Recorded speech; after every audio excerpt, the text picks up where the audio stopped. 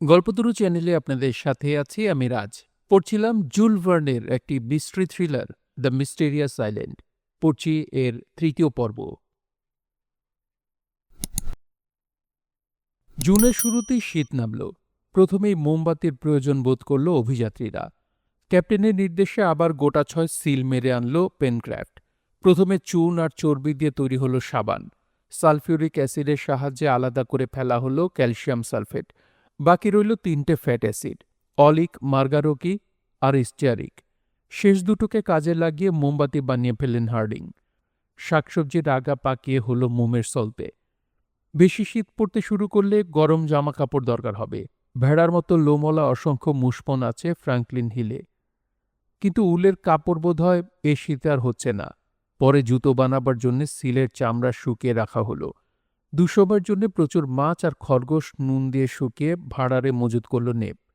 কয়েকটা নতুন যন্ত্র যেমন কাঁচি, করাত তৈরি করা হলো। কাঁচি দিয়ে দাড়ি গোফের জঙ্গল কেটে চেহারাটাকে পরিষ্কার পরিচ্ছন্ন করল অভিযাত্রীরা। পুরনো যন্ত্রপাতিগুলো ঘষে মেজে সাফ করা হলো।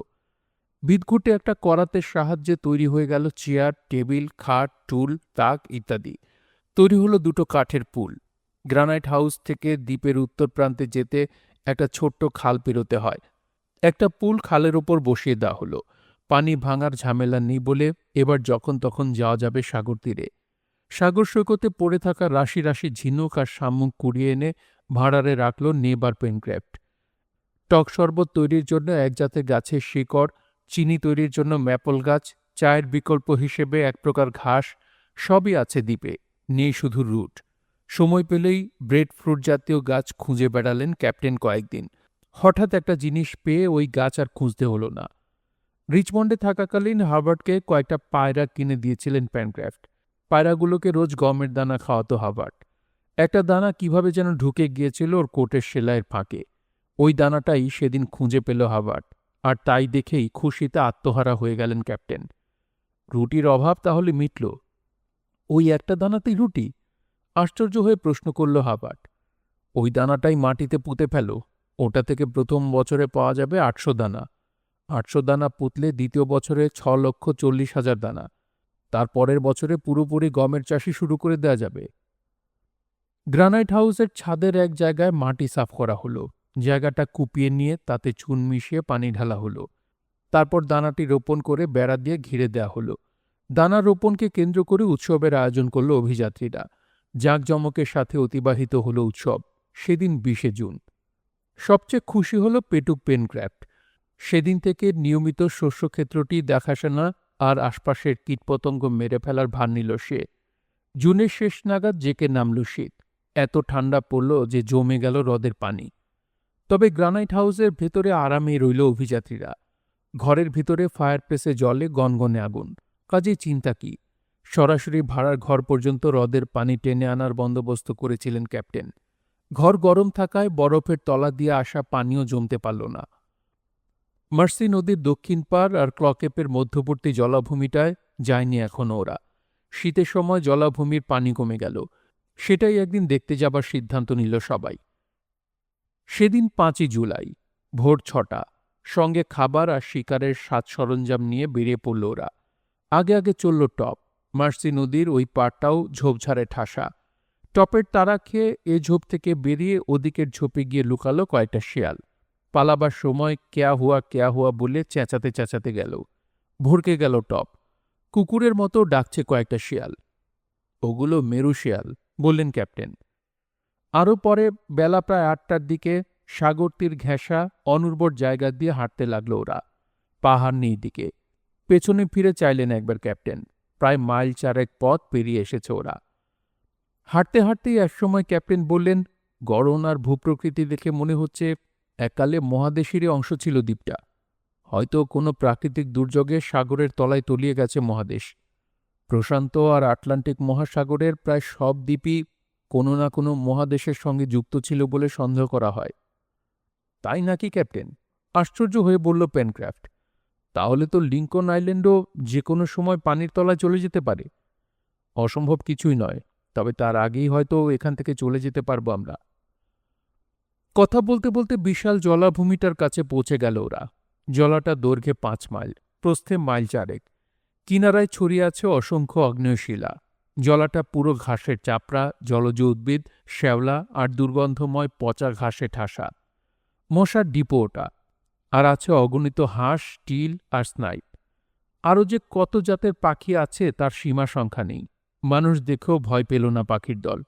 এরাও মানুষ দেখেনি তাহলে? ইস, একটা বন্দুক থাকলে।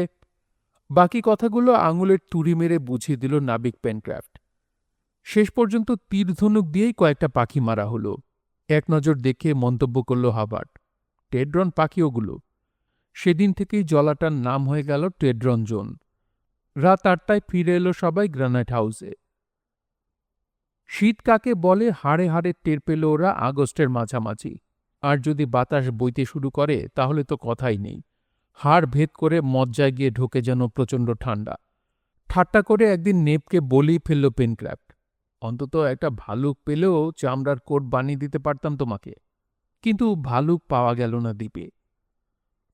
প্রসপেক্ট হাইটের ওদিকের জঙ্গলে রোজ ফাঁদ পাতে পেনক্রাফট আর নেপ। শেয়াল ছাড়া আর কিছু ফাঁদের ধারে কাছেও আসে না। দু একটা শেয়াল মাঝে মাঝে আটকা পড়ে ফাঁদে। স্পিলেটের পরামর্শ মতো মরা শেয়ালের টোপ দিয়ে ফাঁদ পাতা হতেই অবস্থার পরিবর্তন ঘটল। একটার পর একটা পেকারি ধরা পড়তে লাগলো ফাঁদে। কিছু খরগোশও ধরা পড়ল। এর মাঝেই হঠাৎ একদিন আঁধার হয়ে এলো আকাশ। বরফ পড়া শুরু হলো। সাদা হয়ে গেল সবুজ বনভূমি। নিরুপায় হয়ে গ্রানাইট হাউসে আবদ্ধ থাকতে হলো অভিযাত্রীদের। অবশ্য বেকার বসে থাকল না ওরা। তক্তা কেটে আরও চেয়ার টেবিল বানিয়ে নিল। বেত পাকিয়ে ঝুড়ি বানালো। ম্যাপলের রস জাল দিয়ে হলো প্রচুর মিছরি। বরফ পড়া থামল আগস্টের শেষ নাগাদ। লিঙ্কন দ্বীপকে আর চেনা যাচ্ছে না এখন। যেদিকে চোখ যায় শুধু বরফ আর বরফ। গ্রানাইট হাউস থেকে বেরিয়ে এলো অভিযাত্রীরা। প্রথমেই গেল ফাঁদের কাছে। নখযুক্ত থাবার চিহ্ন দেখা গেল ফাঁদের আশেপাশে। বেড়াল গোষ্ঠীর চতুষ্পদ প্রাণী। প্রচণ্ড ঠান্ডায় হয়তো পশ্চিমের বন ছেড়ে চলে এসেছে। চিন্তিত হল ওরা। কয়েকদিন পর আবার বরফ পড়া শুরু হলো। আবার গ্রানাইট হাউসে আটকে থাকতে হলো ওদের। একটা অবাক কাণ্ড ঘটতে দেখা গেল এই সময়। মাঝে মাঝে কুয়োটার কাছে ছুটে গিয়ে গজরায় টপ। মনে হয় কোনো জলজন্তু এসে আশ্রয় নেয় কুয়োর তলায়। কুকুরটার রকম সকম দেখে বললেন ক্যাপ্টেন।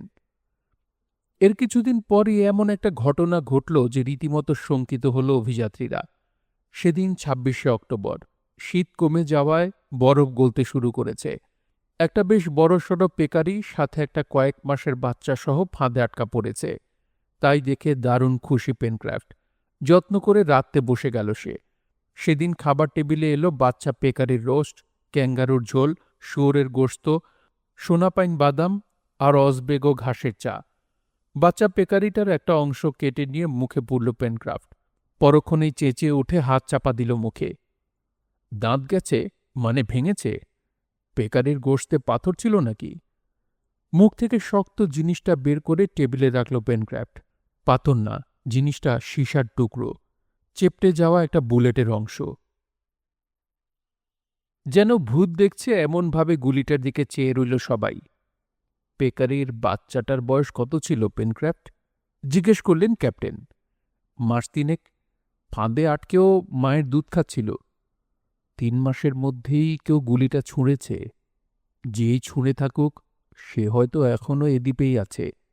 কাজেই হুঁশিয়ার থাকতে হবে আমাদের। আচ্ছা ক্যাপ্টেন, একটা ছোট্ট নৌকা বানিয়ে নিলে কেমন হয়? তাহলে জলপথে ঘুরে দেখা যাবে দ্বীপটা। খুব ভালো হয়। কদিন লাগবে বানাতে? বড়জোর দিন 5। ঠিক আছে, কাল থেকে নৌকো তৈরির কাজ শুরু করে দাও। এর ঠিক 2 দিন পর 28শে অক্টোবর ঘটল আরও একটা ঘটনা। গ্রানাইট হাউস থেকে মাইল 2 দূরে সাগরের ধার দিয়ে হাঁটছিল পেনক্রাফট আর নেপ।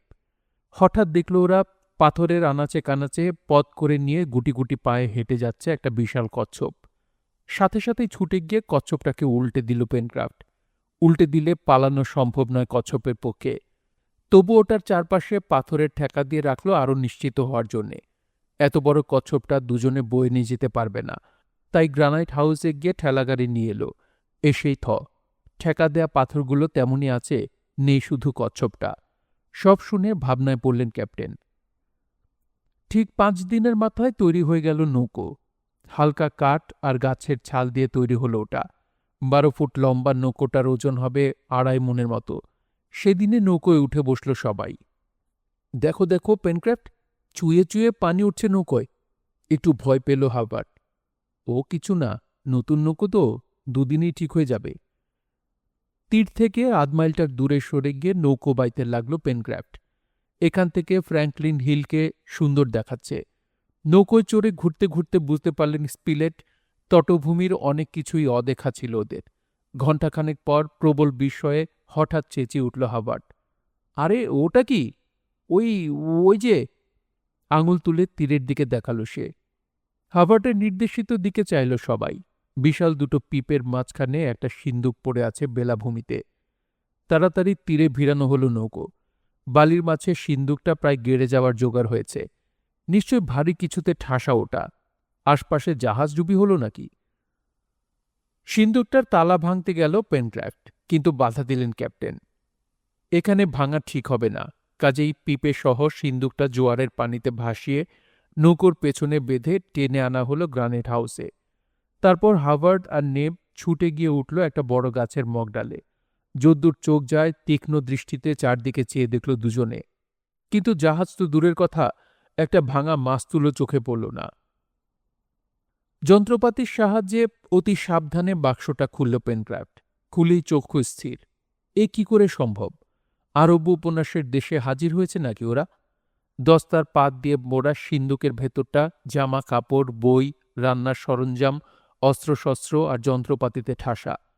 বেঁচে থাকতে হলে কয়েকজন সভ্য মানুষের যা যা দরকার তার সবই আছে ওতে।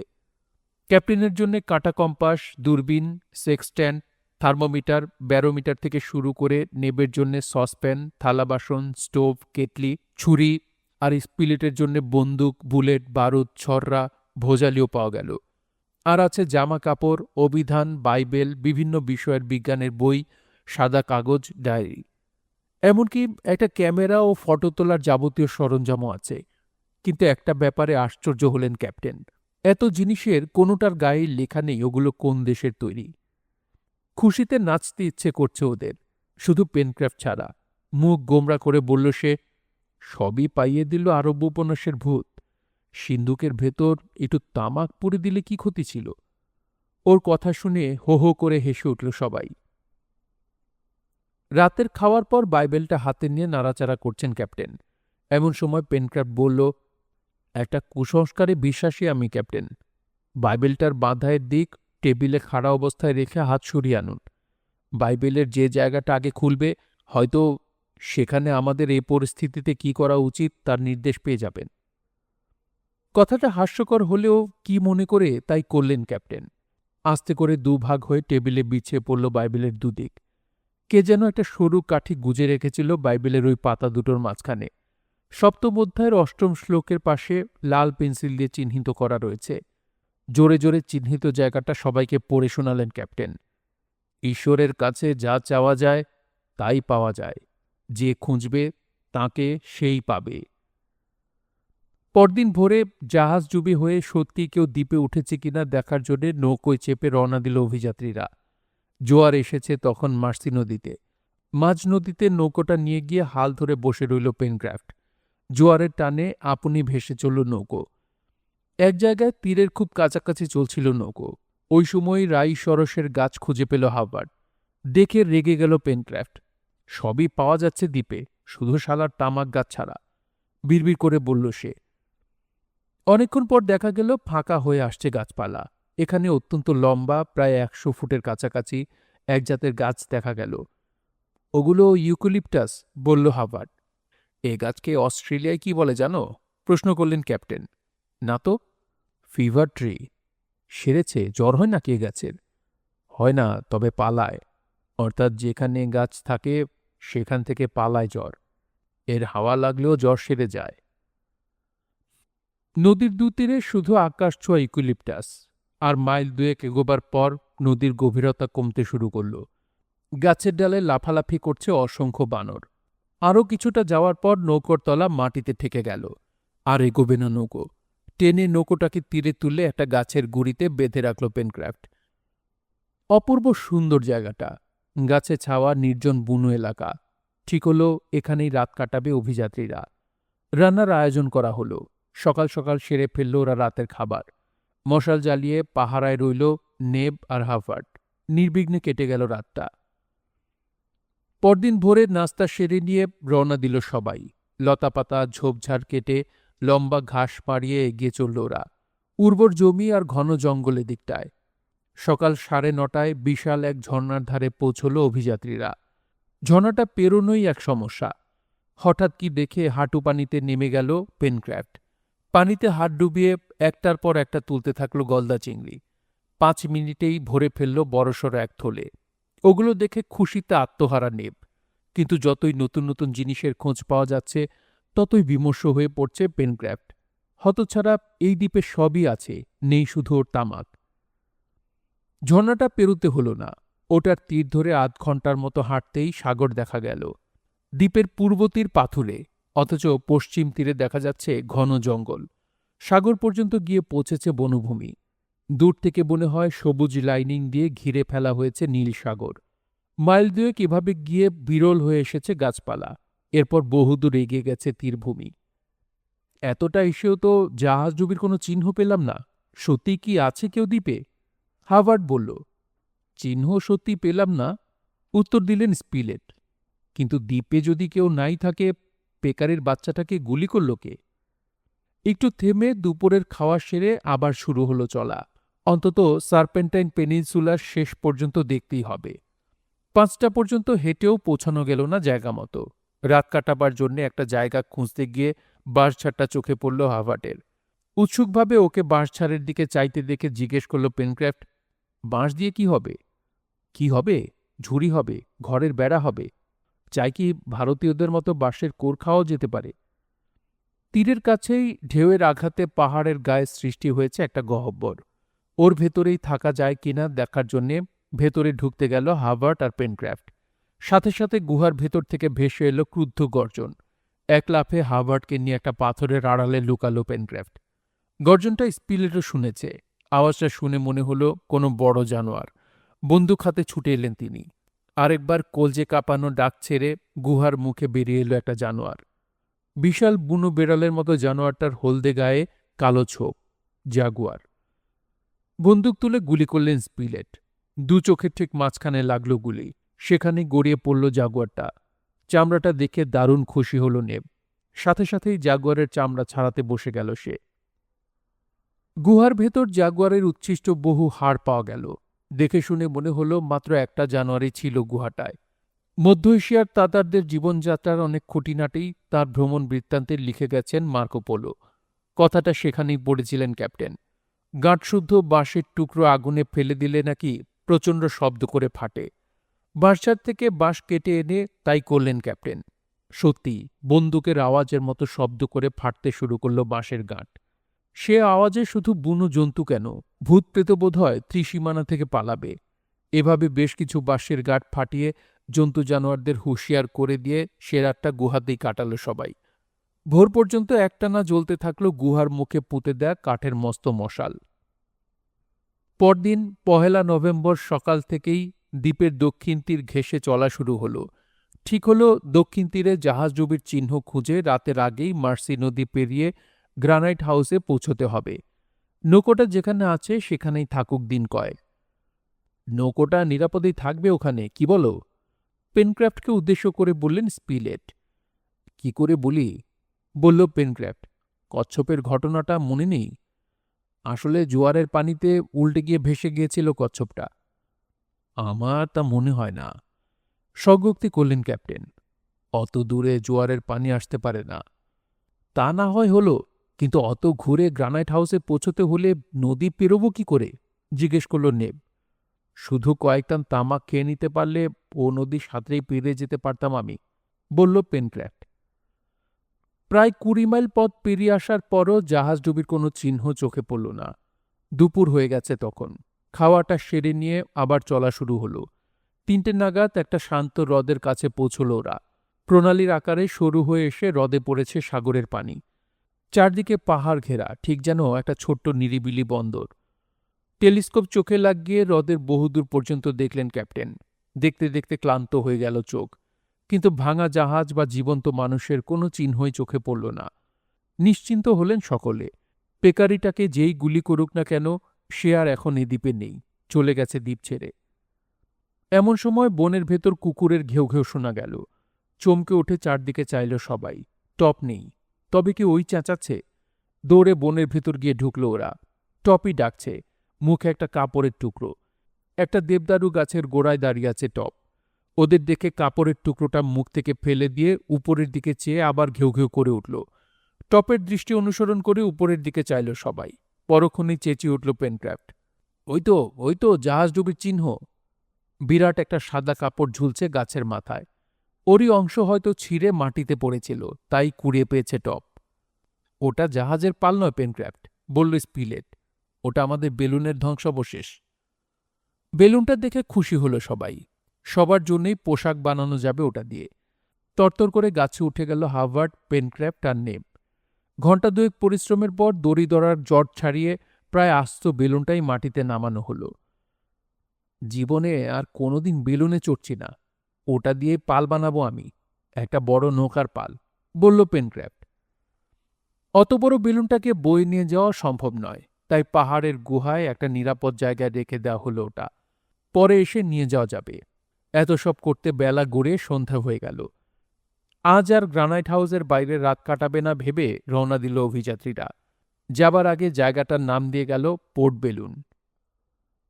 সিন্দুরটা যেখানে পাওয়া গিয়েছিল সেই জায়গাটার নাম রাখা হয়েছিল ফ্লোরসাম পয়েন্ট। ওখানটায় যখন পৌঁছল ওরা, দিনের আলো নিভে গিয়ে আধার নেমেছে তখন দ্বীপের বুকে। মার্সি নদীর প্রথম বাঁকটার কাছে পৌঁছতে প্রায় 11টা বেজে গেল। প্রায় 80 ফুট চওড়া এখানে নদী। কাছে এসেই ফিসফিস করে বলল হাবার্ট, কি যেন ভাসছে পানিতে। তাই তো, ফিসফিস করে শব্দটা উচ্চারণ করেই প্রায় চেঁচিয়ে উঠল পেনক্রাফট, আরে ওটা তো আমাদের নৌকোটা, এখানে এলো কি করে? সম্পূর্ণ ভুতুড়ে কাণ্ড। নৌকোটাকে কাছে টেনে আনার পর দড়ি পরীক্ষা করে দেখলেন ক্যাপ্টেন। মনে হলো পাথরে ঘষা খেয়ে ছিঁড়ে গেছে দড়ি। নৌকোয় করে নদীটা পার হলো সবাই। যদিও ভেলা বানিয়ে নদী পার হতে হবে ভেবে রেখেছিল ওরা, কিন্তু রহস্যময় ঘটনাটা সবার মন ভার করে রাখল। চিমনির কাছে নৌকোটাকে তুলে রেখে গ্রানাইট হাউসের দিকে চলতে শুরু করল ওরা। বাড়ির কাছাকাছি আসতেই আবার চেঁচাতে শুরু করল টপ। টপের চেঁচানোর কারণ বোঝা গেল আরেকটু এগোবার পর। যাবার সময় গ্রানাইট হাউসে ওঠার ঝুলন্ত সিঁড়িটা যথাস্থানে ঝুলিয়ে রেখে গেছে ওরা। এখন আর নেই সিঁড়িটা। অন্ধকারে ভালো মতো দেখা যাচ্ছে না। আশেপাশে পড়ে যায়নি তো? মশাল জেলে অনেক খোঁজা হলো, কিন্তু পাওয়া গেল না সিঁড়ি। একেবারে গায়েব। পেকারিটাকে গুলি করেছিলেন যিনি, সেই হারামখোর ভদ্রলোকই আমাদের বাড়ি দখল করেছেন হয়তো। ক্ষোভে বুঝে এলো স্পিলেটের গলার স্বর। গালাগালি শুরু করে দিল পেনক্রাফট। একবার মনে হলো হালকা গলায় কে যেন হেসে উঠল গ্রানাইট হাউসের ভেতর। নিরুপায় হয়ে সে রাতটা চিমনিতে কাটালে সবাই। ভোর হতেই ছুটে এলো ওরা গ্রানাইট হাউসের কাছে। সিঁড়ির ওপরের অংশটা যেমন ঝুলছিল তেমনই আছে। নিচের অংশটা কেউ তুলে রেখেছে চাতালে। জানালাগুলো বন্ধই আছে, তবে দরজাটা খোলা। একটা বুদ্ধি এলো হাবার্টের মাথায়। দড়ির মাথায় তীর বেঁধে সিঁড়ির নিচের ধাপ লক্ষ্য করে ছুড়ল সে। বার কয়েক চেষ্টার পর সিঁড়ির ধাপ গলে নিচের দিকে পড়ল তীরটা। এবার নিচের অংশ ঢিল দিলেই সরসর করে নেমে আসবে তীর বাঁধা দড়ির মাথা। দুটো মাথা একসাথে হয়ে গেলেই টেনে নামিয়ে নেওয়া যাবে সিঁড়ি। তাই করতে যাবে ওরা। এমন সময় দরজা দিয়ে বিদ্যুৎ বেগে বেরিয়ে এলো একটা হাত। এক টানে আরও ওপরে তুলে নিল সিঁড়িটা। তীরটা খুলে নিয়ে নিচে ছুঁড়ে দিল। সাথে সাথেই প্রচণ্ড রাগে চেঁচিয়ে উঠল পেনক্রাফট, গুলি করে খুলি ফুটো করে দেব শুয়োরের বাচ্চা। কাকে গুলি করবে? জিজ্ঞেস করল নেম। ওই হারামজাদাটাকে, দেখলে না হাতটা? ওটা মানুষের হাত না। হ্যাঁ, তাই তো। হঠাৎ মনে হলো পেনক্রাফটের, মিশমিশে কালো লোমশ হাতটা মানুষের হতে পারে না। মিনমিন করে জিজ্ঞেস করল, কি ওটা? যদ্দূর মনে হয় ওরাংওটাং, মানে শিম্পাঞ্জি। হঠাৎ এক ঝটকায় খুলে গেল দুটো জানলা। একসাথে উকি মারল বেশ কটা মুখ। দাঁত ভ্যাংচাতে শুরু করল অভিযাত্রীদের দিকে চেয়ে। ওরাংওটাংই। এক আজব লড়াই শুরু হলো ওরাংওটাং আর মানুষের মধ্যে। আবার তীর বাঁধা দড়িটা ছুড়ল হাবার্ট। সিঁড়ির ওপরের ধাপ দিয়ে গলে গেল তীরটা। দ্রুত হাতে ওই মাথাটা নামিয়ে আনল সে। এবার দড়ির মাথা দুটো নিচের দিকে টানতে লাগলো সবাই মিলে। নেমে যাচ্ছে দেখে সিঁড়ির ওপরের অংশ ধরে টেনে রাখল শিম্পাঞ্জির দল। টানাটানিতে পট করে ছিঁড়ে গেল দড়ি। উপায়ন্তর না দেখে গুলি চালানো শুরু করলো ওরা এবার। গুলি খেয়ে নিচে পড়ে গেল একটা জানোয়ার। বুঝে গেল ওরা গুলি কি জিনিস। চকিতে ঘরের ভেতর অদৃশ্য হয়ে গেল শিম্পাঞ্জির দল। গ্রানাইট হাউসের কাছ থেকে সরে গেল অভিযাত্রীরা। লুকিয়ে রইল পাথরের আড়ালে। উদ্দেশ্য, শিম্পাঞ্জিরা ভাববে হতাশ হয়ে চলে গেছে ঘরের মালিকরা, কাজেই বেরিয়ে আসবে বাইরে।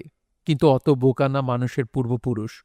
সমগোত্রেরই গরিলাদের মতন চট করে রাগে না ওরা, বেবুনদের মতো গর্ধব না। ওদের ধৈর্যের কাছে হার মানতে হলো অভিযাত্রীদের। বিরক্ত হয়ে বেরিয়ে এলো অভিযাত্রীরা। গাঁইতি শাবল দিয়ে হ্রদের দিকে সুড়ঙ্গ মুখ ভেঙেই ঢুকতে হবে ভেতরে। সেদিকে রওনা হতে যাবে এমন সময় চেঁচিয়ে উঠল টপ। টপের ডাকে উপরের দিকে চাইল অভিযাত্রীরা। আশ্চর্য, হঠাৎ কেন যেন ভয় পেয়ে গেছে ওরাংওটাংয়ের দল। এ জানলা ও জানলা ছুটোছুটি করে বেড়াচ্ছে ওগুলো। সুযোগ পেয়ে গুলি চালাতে শুরু করল অভিযাত্রীরা। কয়েকটা ওরাংওটাং নিচে পড়ে যেতেই বাকিগুলো বেরিয়ে এসে ছুট লাগাল। অদৃশ্য হয়ে গেল পাহাড়ের আড়ালে। আরও বিষয় বাকি ছিল তখনও। ওরাংওটাংগুলো চলে যেতেই সরাত করে নিচে এসে পড়ল সিঁড়িটা। মনে হলো কেউ যেন নিচে ঠেলে ফেলে দিল ওটা।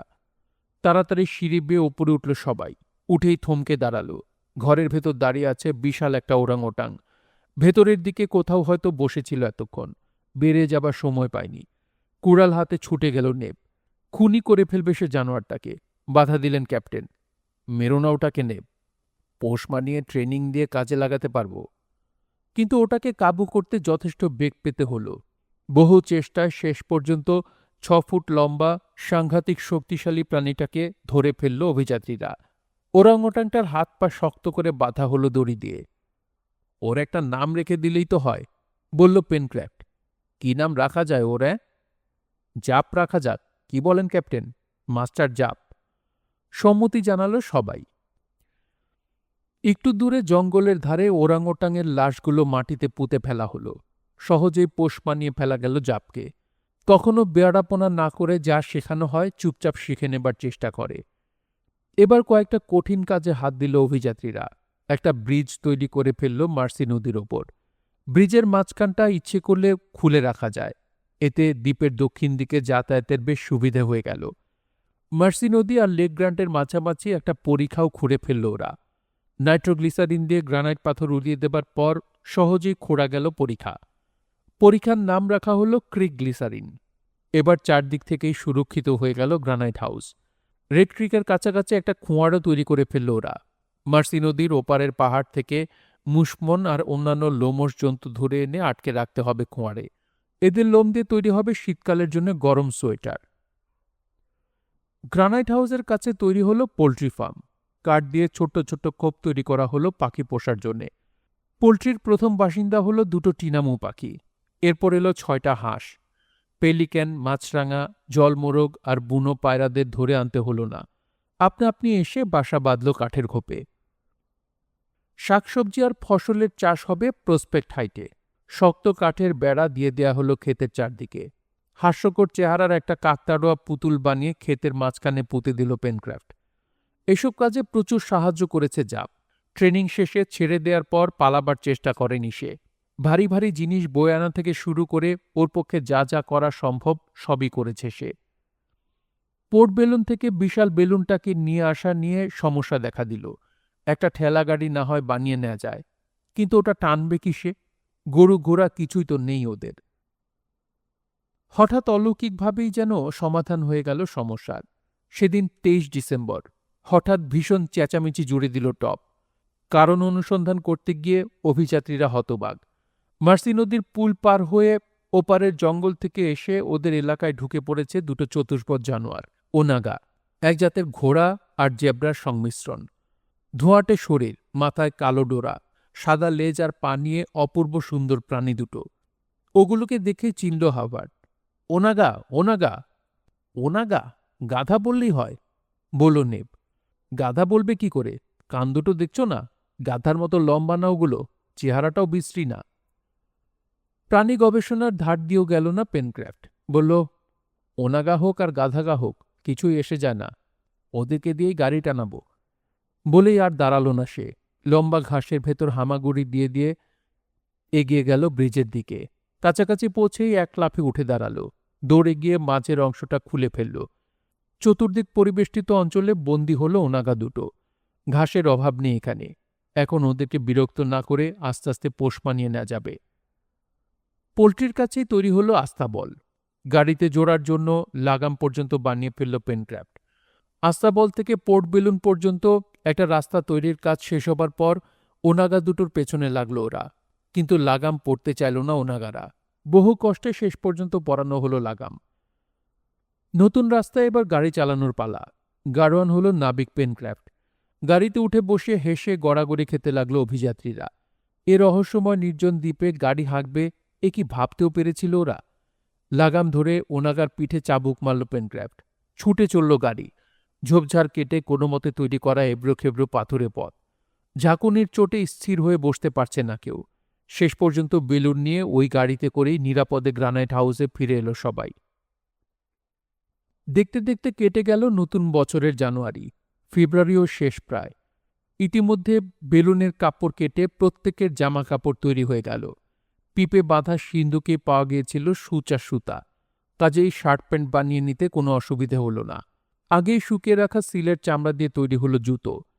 বন জঙ্গল থেকে শাকসবজি এনে ক্ষেতের উর্বর মাটিতে লাগানো হলো।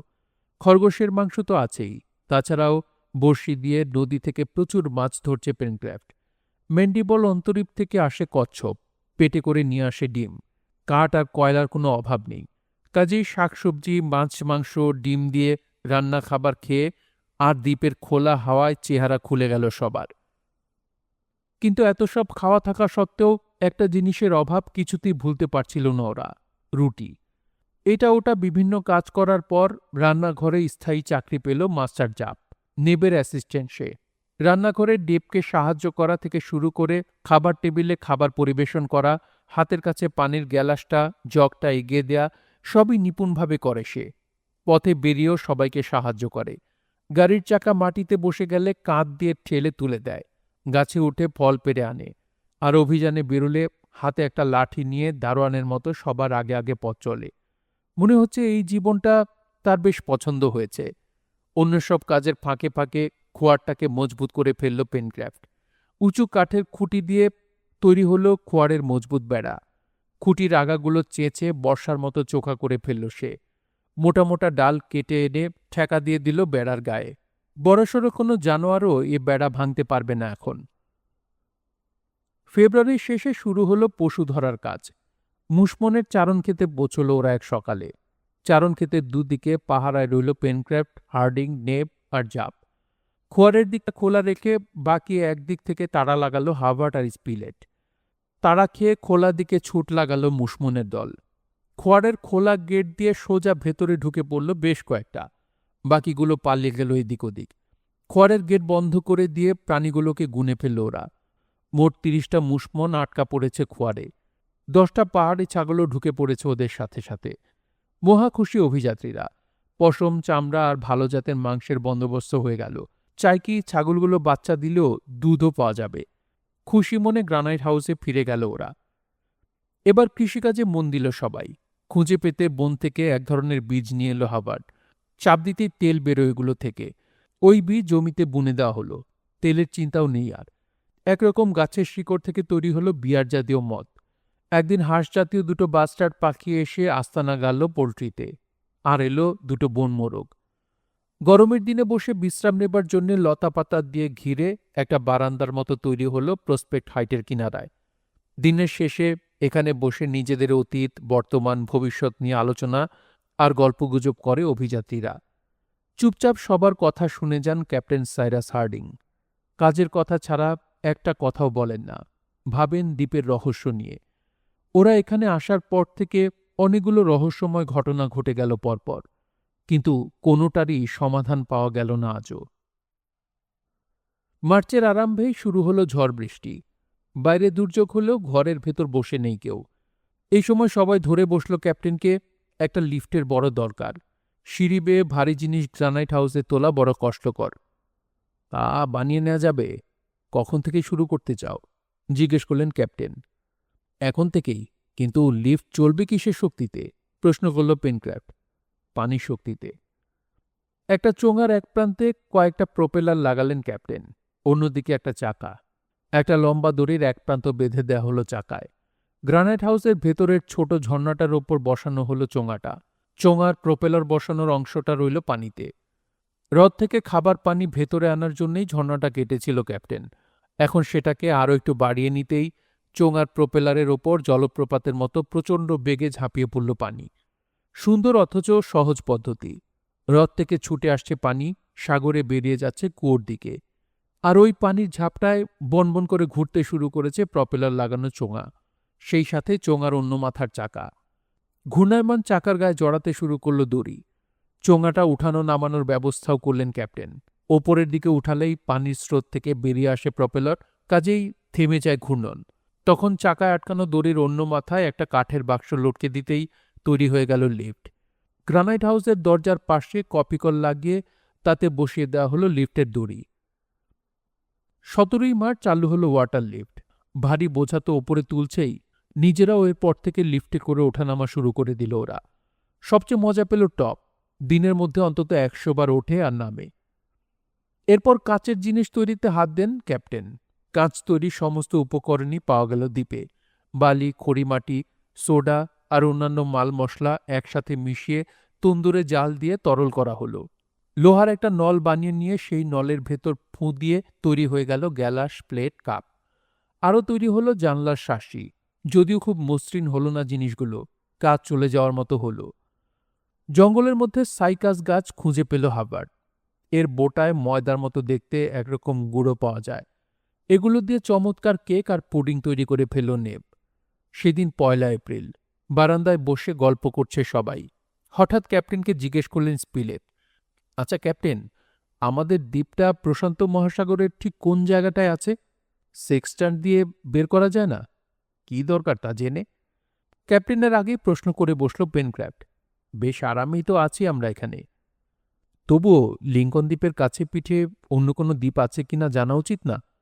ঠিকই বলেছেন, জেনে নিচ্ছি এখনই, বললেন ক্যাপ্টেন।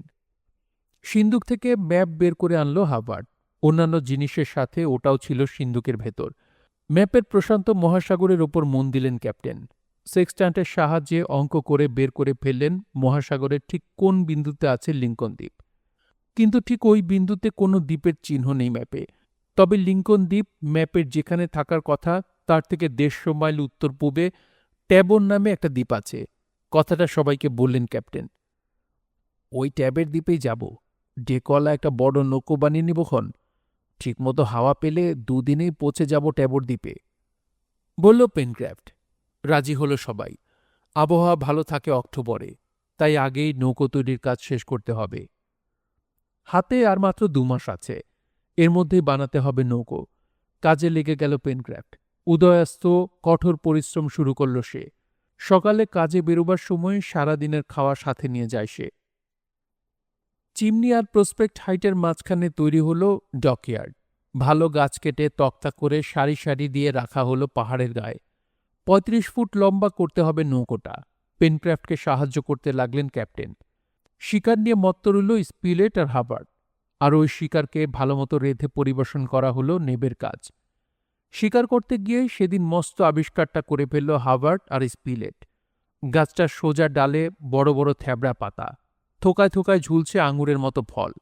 সাথে সাথেই চেঁচিয়ে উঠল হাবার্ড, কাজের কাজ হয়েছে একটা। পেনক্রাফট জানতে পারলে খুশিতে হার্ট ফেইলি না করে বসে। কি গাছ, তামাক নাকি? ওই জাতি ওই। তাহলে কপাল খুলল পেনক্রাফটের। পেনক্রাফটকে কথাটা এখন জানাবো না আমরা, কি বলেন? একেবারে তামাক বানিয়ে পাইপে পুরে তুলে দেব ওর হাতে। ঠিক তাই করব আমরা। প্রচুর তামাক পাতা নিয়ে গ্রানাইট হাউসে ফিরল দুজনে। ক্যাপ্টেন আর নেবকে জানানো হলো খবরটা। পেনক্রাফটকে লুকিয়ে তামাক পাতা শুকিয়ে কেটে তামাক বানাতে প্রায় 2 মাস লেগে গেল। এরই মাঝে একদিন লিঙ্কন দ্বীপের চারপাশে সাগরের পানিতে একটা তিমিকে ঘুরে বেড়াতে দেখা গেল। তিমিটাকে দেখে হাত নিষ্পিস করতে লাগলো পেনক্রাফটের। পারলে হারপোন ছুঁড়ে তখনই মেরে ফেলে সে তিমিটাকে। কিন্তু তিমি শিকারের উপযুক্ত হারপোন আর নৌকো না থাকায় কাজটা করতে পারছে না সে। হঠাৎ একদিন ফ্লোরসাম পয়েন্টের কাছে কেন যেন আটকে গেল তিমিটা। ব্যাপারটা প্রথম দেখল নেব, আর সবাইকে খবরটা জানাতেই ঊর্ধ্বশ্বাসে ছুটল ওরা সাগর তীরে।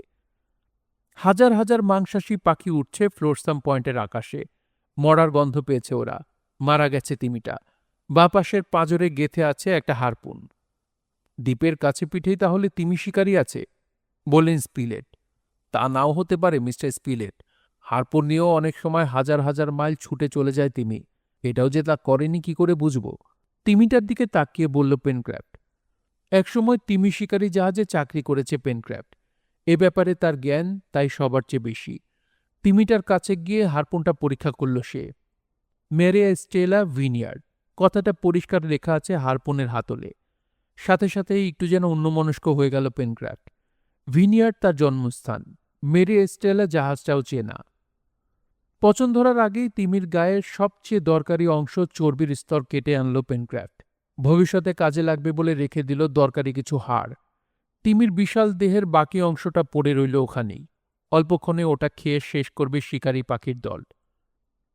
2.5 ফুট পুরো চর্বির স্তর বড় বড় টুকরোয় কেটে জাল দেয়া হলো মাটির পাত্রে। শুধু জিভ আর নিচের ঠোঁট থেকে বেরোল 1000 পাউন্ড তেল। স্টিয়ারিন আর গ্লিসারিন তৈরি করতে কাজে লাগবে তেল। আলো জ্বালানো যাবে। তিমির কিছু হাড় সমান মাপে ছোট ছোট করে কেটে একটা দিক চোখা করে নিলেন ক্যাপ্টেন। তিমির হাড় এভাবে কেটে নিয়ে বাঁকা করে বরফের তলায় চাপা দিয়ে রাখে রাশিয়া আমেরিকার আলুইসিয়ান শিকারীরা। কয়েকদিন পর ওগুলো তুলে নিয়ে চর্বি মাখিয়ে টোপ হিসেবে ফেলে রাখে জঙ্গলের ধারে। ওগুলো দেখলেই গিলে ফেলে ক্ষুধার্ত জানোয়ার। পাকস্থলীর তাপে ছিটকে সিধে হয়ে যায় বাঁকা হাড়। অল্পক্ষণের মধ্যেই নাড়িভুড়ি ছ্যাদা হয়ে মারা যায় হতভাগ্য জানোয়ার। ওই পদ্ধতিটাই ব্যবহার করতে যাচ্ছেন ক্যাপ্টেন। দেখতে দেখতে এসে গেল 31শে মে। সেদিন রাতের খাওয়ার পর উঠতে যাচ্ছিল পেনক্রাফট। কাঁধে চাপ দিয়ে বসে দিলেন ওকে স্পিলেট। আমার কাজ আছে মিস্টার স্পিলেট, গল্প করার সময় নেই, বলল পেনক্রাফট। আরেক কাপ কফি খাবে না? না।